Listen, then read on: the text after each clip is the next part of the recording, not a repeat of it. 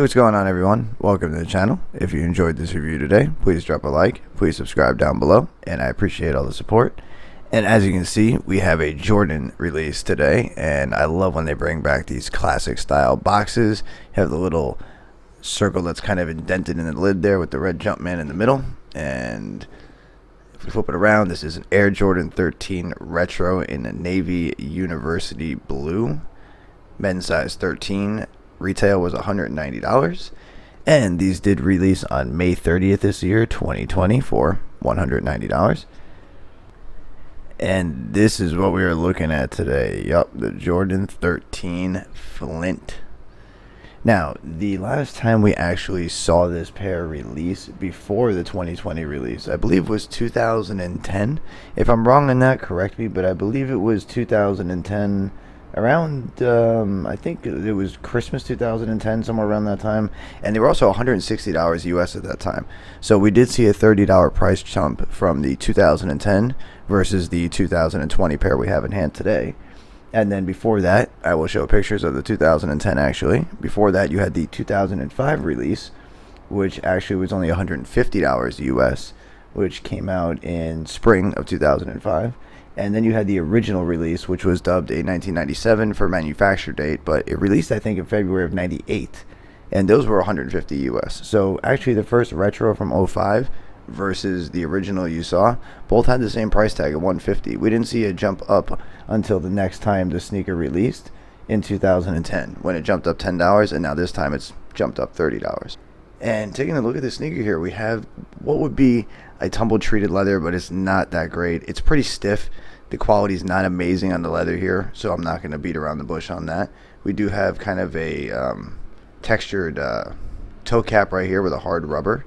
You have that famous Jordan 13 outsole, which is kind of like a paw print.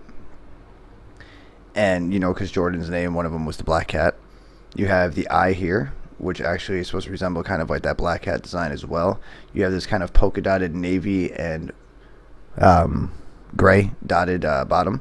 Kind of resembles what would be a Georgetown colorway, I think, but we're not going to go there. But the Flints are great. I love these. And you have a gray kind of suede lining around here on the midsole going onto the upper. You guys got to watch out. If you live in a state where it rains a lot, Oregon, Washington, some places like that, remember, water is not good for this material, so be careful what days you wear these out. Make sure it's not going to get wet. Flipping around, you can see that suede continues all the way up and around the paneling right here. And this paneling in the blue is a 3M. Maybe I can actually get the flash turned on at one point, and I'll maybe edit in a clip so you guys can see them with the flash on. Maybe it'll show up the 3M. If it doesn't, ignore that. We'll just stick with the photo. Alright, so this is the part that I said I might cut into the video and I might not. Well, we got it working. As you can see, the 3M effect from here on the camera. So I'm just going to leave them on the box, and we're going to rotate them and give you an idea of how the effect works on these, how it looks, just to give you a little shine on the upper there. And if we look at the tongue, we have the same white tumbled leather going up, and you just get one pair of white rope laces that have, I didn't even check actually. Oh, nothing, just a clear lace tip, just plain white laces. You've got the 23 hologram right there with Jordan. There it is. It's hard to get on camera, sorry guys. And if we flip it around here, there's the inner part of the shoe. Suede continue along the paneling here. That whole 3M effect on that. Best way to describe this would be kind of like a backpack canvas kind of mesh. And there is like an indent, kind of like here. Creates kind of this textured, embossed kind of, it's hard to describe. If you've never owned 13s, that's why I'm trying to describe it the best I can to you. But as you can see, the textured effect on it, it is bumpy when you rub your finger across it.